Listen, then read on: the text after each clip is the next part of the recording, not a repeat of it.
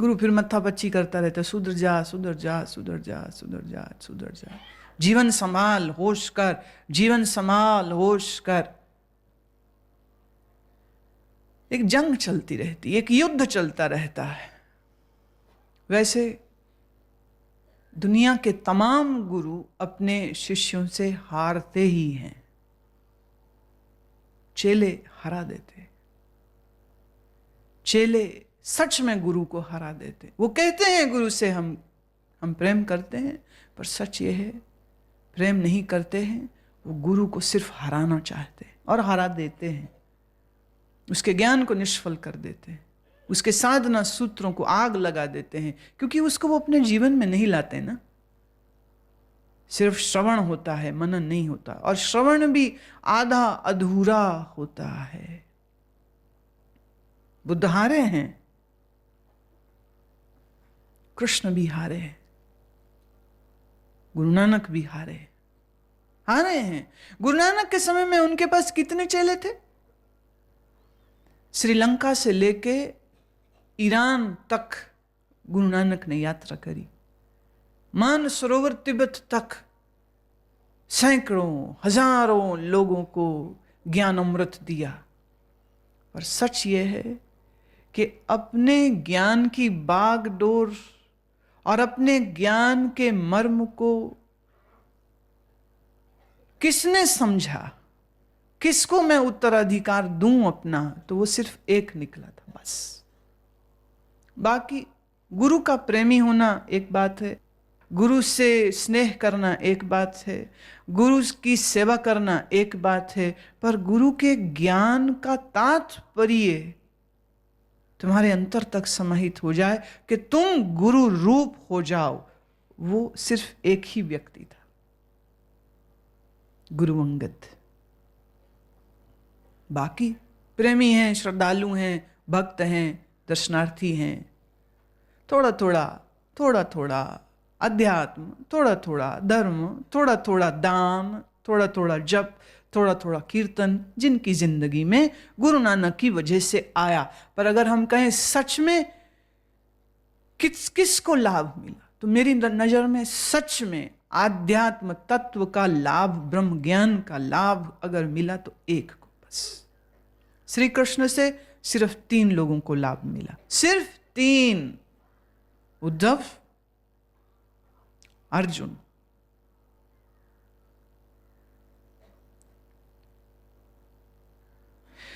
उद्धव से मैत्री थी, पर उद्धव को उन्होंने लाभ दिया। दूसरे अर्जुन, और तीसरे वो शिष्य नहीं है, वह कृष्ण की प्रियतमा है, राधा। लाभ में इसलिए सिर्फ कह रही हूं, यानी उनका कोई गुरु चेले का रिश्ता नहीं था, उनका आध्यात्मिक प्रेम का रिश्ता था, कि जिस आध्यात्मिक प्रेम की पराकाष्ठा में कृष्ण राधा हो गए, राधा कृष्ण हो गए। चूंकि श्री कृष्ण एक गुरु की तरह गुरु थे भी नहीं, अर्जुन के भी मित्र थे, उद्धव के भी मित्र थे। राधा के लिए तो उन्होंने यहां तक कह दिया था कि जो मुझे याद करना चाहे वो कृष्ण न कहे, राधा कहे, तो भी उसने मुझी को ही याद किया। जो एक हो चुके, जो एकत्व के सूत्र में बंध गए, कृष्ण की ही परछाई है राधा, या यूं कहो राधा की ही परछाई है कृष्ण।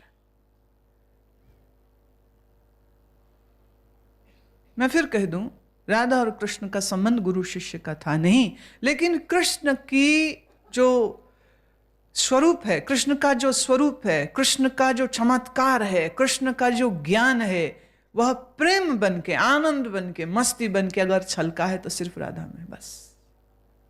और अजब देखिए भारतवर्ष के लोग, और अजब देखिए हिंदू धर्म के कृष्ण विवाहित तो थे रुक्मणी और सत्यभामा से, लेकिन पूरे देश देशांतरों में जहां भी कहीं कृष्ण की मूर्ति लगती है, साथ में राधा की होती। राधा ना उनकी पत्नी है, न शिष्य है, अब हनुमान जी राम जी के भक्त हैं, तो जहां जहां राम की मूर्ति लगती है वहां वहां हनुमान जी की लग जाती है।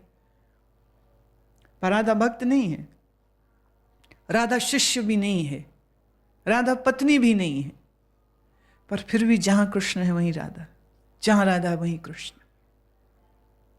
श्रीमद् भागवत में कृष्ण ने कहा, मेरी आत्मा राधा है, राधा है तो मैं हूं, वो ना हो तो मैं कुछ भी नहीं।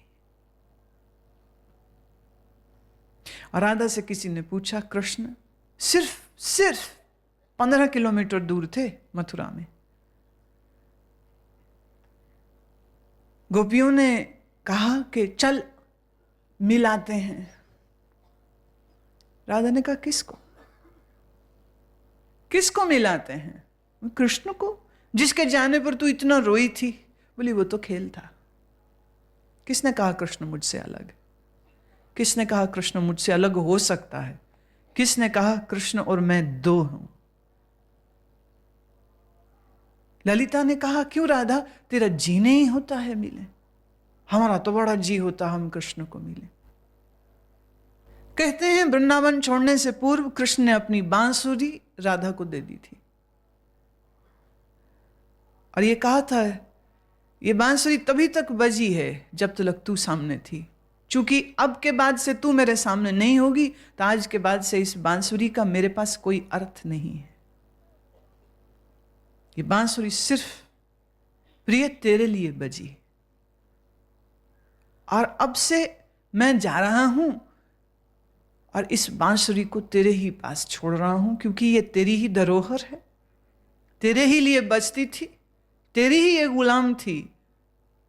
आज के बाद बांसुरी कृष्ण के होंठों को कभी न छुएगी। राधा के पास ही थी बांसुरी। ललिता के इस प्रश्न पर, क्या कृष्ण को देखने की चाह नहीं हो रही जैसे मुझे हो रही है?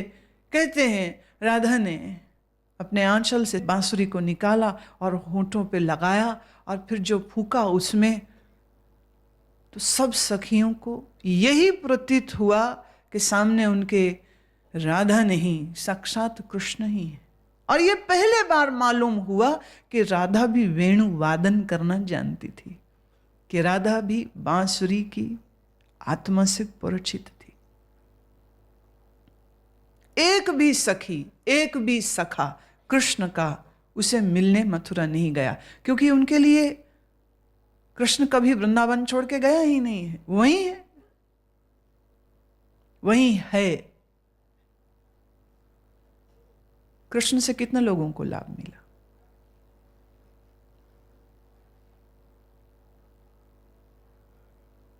गुरुओं को उसके शिष्यों ने हराया,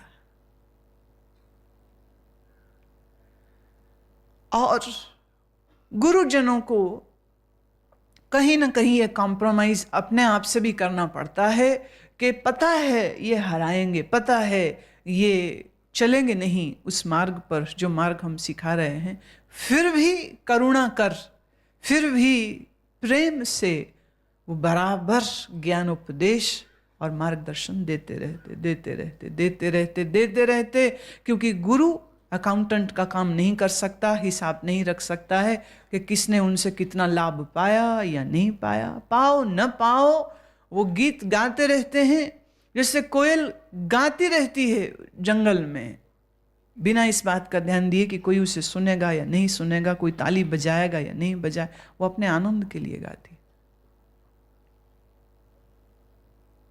तो मुझे भी गाना पड़ता है, पर कभी कभार, क्योंकि कोयल किसी की गुरु नहीं है, क्योंकि उसके ऊपर कोई जिम्मेदारी नहीं है, गुरु के ऊपर होती है, इसलिए गुरु का हृदय पीड़ित होता है अपने शिष्यों को भटकते हुए देख, मार्ग से च्युत होते देख, साधना को छोड़ के फिर संसार की राग द्वेष और ममता की दौड़ लगाते हुए जब वो देखता है, तो वो कुछ क्षण के लिए पीड़ित भी होता है, पर फिर है ना, है तो वो शहंशाह, है तो वो बेताज बादशाह, तो फिर वापस अपनी बादशाहत में आ।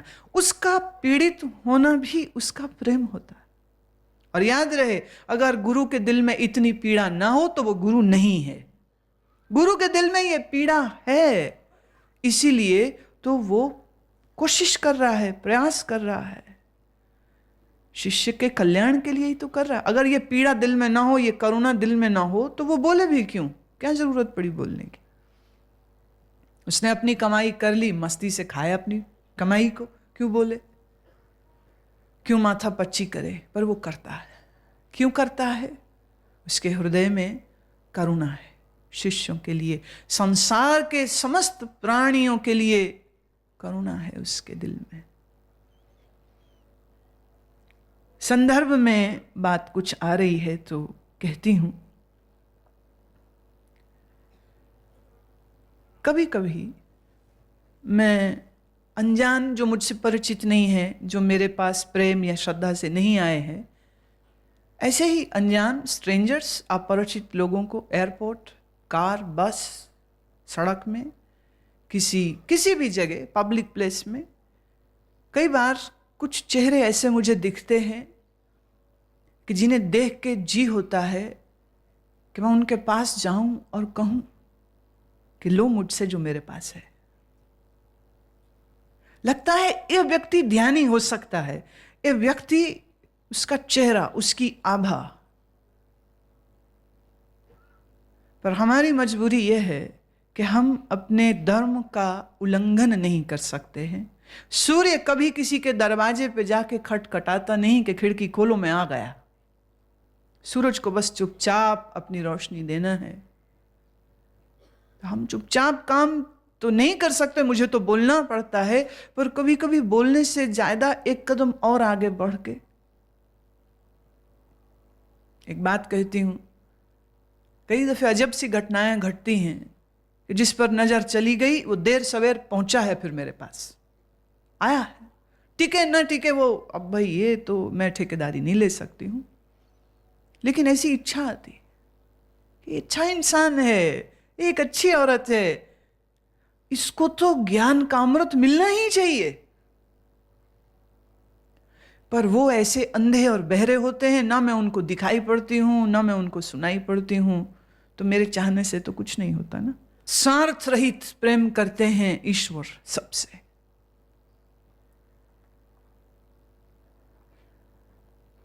तो गुरु तो स्वार्थी है ना? पर क्या आप उसको स्वार्थी कह सकते? प्रेम है। दूसरे का कल्याण चाहना, यह उसका स्वभाव है। आत्म उन्नति हो ऐसी प्रार्थना देना उसका स्वभाव है। वो वही कर सकता है, can't do anything else। ओम तत्सदिति श्रीमद् भगवत गीता सूपनिषत्सु ब्रह्म विद्यायाम योग शास्त्रे श्री कृष्ण अर्जुन संवादे कर्म संन्यास योगो नाम पंचमो अध्यायः। हरि ओम तत्सत, हरि ओम तत्सत, हरि ओम तत्सत। ओम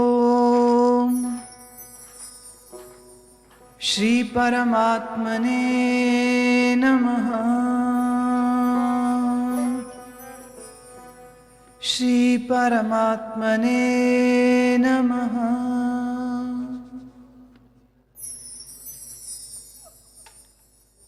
अथ षष्ठो अध्याय।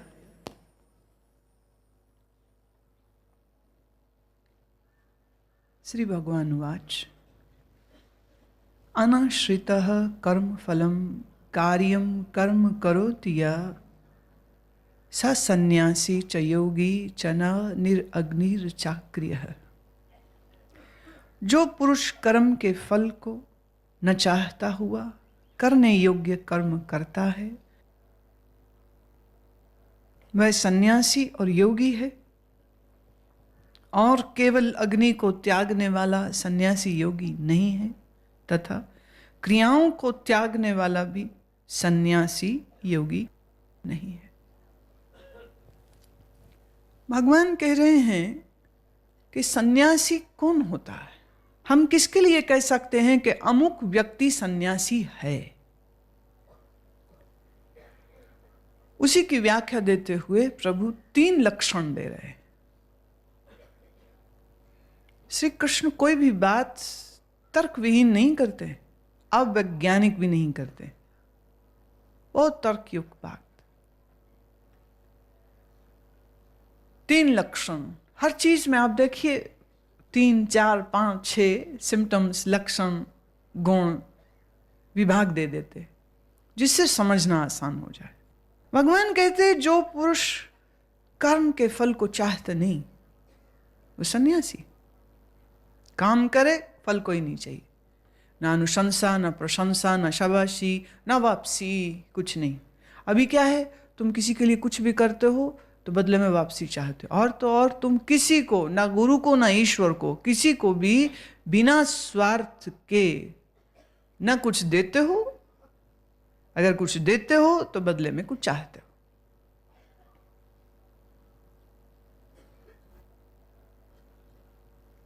ये निष्काम कर्म नहीं है और ये निश्चित सन्यासी का चिन्ह नहीं है। सन्यासी कौन है? सिर्फ गुरु या ईश्वर ही नहीं, वो सबके साथ यही व्यवहार करता है, सबके साथ शुभ करता है, सबसे प्रेम करता है, पर वापसी में कोई उसे थैंक यू बोले, धन्यवाद बोले, ऐसी भी अपेक्षा उसके नहीं है। अब ये बड़ी इंसानी फितरत है कि वो किसी के लिए कुछ करे तो दिमाग में हिसाब बैठा लेता है कि अब इसको भी मेरे साथ ऐसा ही करना चाहिए।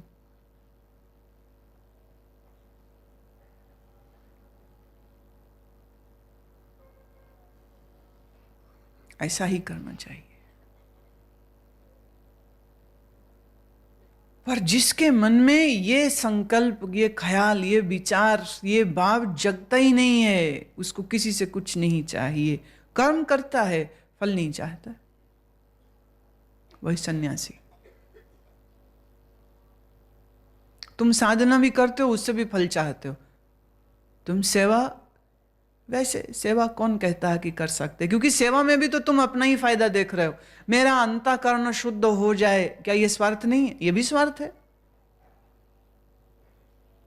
गुरु की शाबाशी, प्रशंसा, इमेज अच्छी हो जाए, वो बातें छोड़ दीजिए। पर क्या ये इच्छा नहीं होती कि सेवा करने से अंतःकरण शुद्ध होता है, तो मैं सेवा करूं ताकि मेरा अंतःकरण शुद्ध हो जाए? भगवान कह रहे हैं ये भी एक स्वार्थ है। कितने गहरे तक जा रहे। कर्म करे, फल नहीं चाहिए, वो सन्यासी है, वो योगी है। ख्याल करना, कर्म न चाहता हुआ भी करता है, अंदर में उसका चित्त है कि मैं शांत रहूं, मौन रहूं। पर प्रश्न यह है, प्रैक्टिकली सोच के देखो, कितने देर तुम चुपचाप एक जगह में बैठ सकते हो? कभी तो हिलोगे। देखा जाए तो कर्म विहीन कोई नहीं रह सकता है। भगवान कहते बहुत से कर्म तुम्हारे जीवन में ऐसे आएंगे जो तुम करना नहीं चाहते हो, पर करो, और फल फिर भी ना चाहो। तुम्हारा दिल नहीं करता, सुबह जगो, पर जगो। तुम्हारा दिल नहीं करता है कि मैं अमुक आदमी के साथ बैठूं, लेकिन उस व्यक्ति से डायरेक्टली इनडायरेक्टली कुछ रिश्ता तुम्हारा ऐसा हो चुका है, तुम न भी चाहो तो भी बन जाता है। जैसे आदमी ब्याह के लाता है औरत, चाहिए उसको सिर्फ औरत, पर साला फ्री में मिल जाता है, और सारी जिंदगी साले को भोगना भी पड़ता है। इसीलिए तो ये शब्द गाली हो गया। गाली क्यों हो गया? देखो, आप किसी को बोले ओ मामा, ओ चाचा, कोई बुरा नहीं मानता, और आप किसी को बोलो साले, गुस्सा खा जाएगा। क्यों? लेने गया तो बीवी, दहेज में साथ में, और कई दफे साला ही नहीं, उसकी मां भी आ जाती, उसकी बहनें भी आ जाती हैं। उनको भी देखो, उनको भी पूछो। इसलिए साला शब्द गाली हो गया।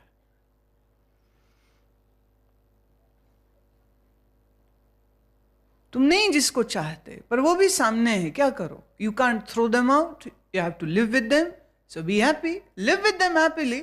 जब पता है कि वो सामने ही है, उन्होंने सामने रहना ही है, तो काहे लड़ो, काहे झगड़ो? इस तरह से व्यवहार रखो कि आप अपनी बात साफ कर दो उसको कि इतनी स्वतंत्रता हम तुम्हें देंगे, इससे ज्यादा की उम्मीद मत करना। एकदम क्लियर कर दो, रिश्ते एकदम साफ होने चाहिए। क्लियर कर दो, साफ कर दो, बेईमानी मत रखो। सेवा भी करो और अंदर में चिढ़ भी रहे हो, कुड़ भी रहे हो, जल भी रहे हो, गुस्सा भी खा रहे हो। क्लियर कर दो।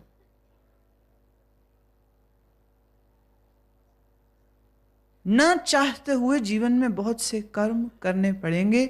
भगवान कह रहे ना चाहते हुए करने योग्य कर्म को करे। देखिए, न चाहते हुए पर करने योग्य हो। तुम्हारा रिश्तेदार, तुम्हारा दोस्त कहे गलत काम करने को, अपराध करने को, उस समय यह मत कहो कि गीता कहती कर्म करो। भगवान को खूब खबर है कि लोग कितने मूढ़ हैं, कितने डंगर हैं। इसलिए भगवान बड़ा कैटेगोरिकली क्लियर कर रहे हैं, एकदम साफ, करने योग्य हो। करने योग्य भी होना चाहिए वो कर्म, और अगर वो करने योग्य नहीं है फिर मत करो। किसी का नुकसान होता है, अहित होता है, अन्याय होता है, मत करो। कर्म करो, पर कौन से? जो करने योग्य हो। दूसरे, भगवान कहते हैं जो मात्र अग्नि का त्याग कर दे वह सन्यासी नहीं होता। सन्यासी के ऊपर एक नियम होता है कि वो अपने हाथ से अपने लिए अग्नि नहीं जलाएगा। सिर्फ गुरु का भोजन पकाने के लिए उसे अग्नि जलाने की परमिशन होती है, आज्ञा होती है। अपने लिए भी वो आग नहीं जला सकता। ऐसा परंपरा से नियम सन्यासी को दिया जाता है। तो भूख लगे तो वो क्या करे? भिक्षा करे। और भिक्षा मांगना आसान काम नहीं। किसी के द्वार खड़े होकर 2 रोटी के लिए नारायण हरि की आवाज देना, बड़ा अहंकार टूटता है उसमें, वो भी रोटी के लिए। सन्यासी भिक्षा का अन्न नहीं खाए। अग्नि जलानी है सिर्फ गुरु के लिए, अपने लिए नहीं कर सकता है। भगवान कह रहे उस समय में, उस जमाने में भगवान श्री कृष्ण ये बात, आज से 5,500 साल पहले ये बात कही जा रही थी। इसका मतलब उस समय भी ऐसे सन्यासी होंगे जिन्होंने अग्नि जलानी तो छोड़ दी, परंतु साधना, ध्यान, चिंतन नहीं कर रहे होंगे। इसलिए तो उनको कहना पड़ रहा है, नहीं तो वो क्यों बोल रहे हैं ऐसे। और भगवान निरर्थक बात कोई नहीं कहते, सार्थक बात ही बोलते। अग्नि का त्याग करने वाला सन्यासी नहीं, केवल क्रियाओं का त्याग करने वाला भी सन्यासी नहीं। ये जो 6वां अध्याय है, इस अध्याय में भगवान सन्यास के बारे में ही बात करने वाले हैं। क्या होता है सन्यास, कैसे होता है सन्यास, किसको सन्यासी हम कह सकते हैं और किसको नहीं कह सकते। दुकान चलानी छोड़ दी, नौकरी छोड़ दी, घर के काम काज छोड़ दिए, बाबा जी बन गए, भगवे कपड़े पहन लिए, गंगा किनारे बैठ दिए, सब काम धाम छोड़ दिए, इतने से तुम सन्यासी नहीं हो जाते। कर्म का त्याग, क्रियाओं का त्याग करने से कोई सन्यासी नहीं होता है। कैसे होता है वह अगले श्लोक में आती हैं बातें। यम संन्यासमिति प्राहुर योगम तम विद्धि पांडव न संन्यस्त संकल्पयोगी भवति कश्चन। हे अर्जुन, जिसको सन्यास ऐसा कहते हैं उसी को तू योग जान, क्योंकि संकल्पों को ना त्यागने वाला कोई भी पुरुष योगी नहीं होता। पहली बात, पांडव कृष्ण का प्रिय नाम है अर्जुन के लिए। पांडु का पुत्र है, तो उसको कह रहे हैं यहां कि पांडव, मैं जो लक्षण एक सन्यासी के दूं वही योगी के भी समझना। एक ही बात है, सन्यासी और योगी एक ही बात है। लक्षण क्या है? और उसमें एक लक्षण यहां पर दे रहे हैं, असन्यस्त संकल्प, जिसने संकल्पों का त्याग कर दिया है। संकल्पों का त्याग कर दिया, संसार के किसी भोग पदार्थ की इच्छा, संकल्प अब जिसके उठती ही नहीं, ना स्वर्ग ना नरक की कामना है जिसको, सन्यासी कौन है? जिसने संकल्पों का त्याग कर दिया, विचारों का त्याग कर दिया, विचार शून्य हो गया जो, वो सन्यासी।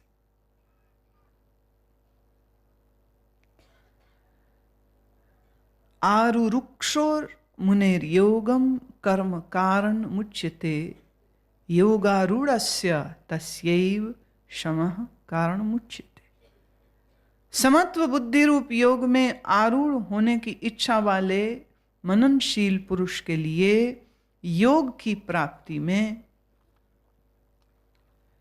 निष्काम भाव से कर्म करना ही हेतु कहा है, और योगारूढ़ हो जाने पर उस योगारूढ़ पुरुष के लिए सर्व संकल्पों का अभाव ही हेतु कहा जाता है। योग में स्थिति हो। योग क्या है? आसन नहीं, प्राणायाम नहीं, प्रत्याहार नहीं, धारणा नहीं, ध्यान नहीं। क्या है योग? योगस चित्त वृत्ति निरोधः, चित्त वृत्तियों का ठहर जाना ही योग है।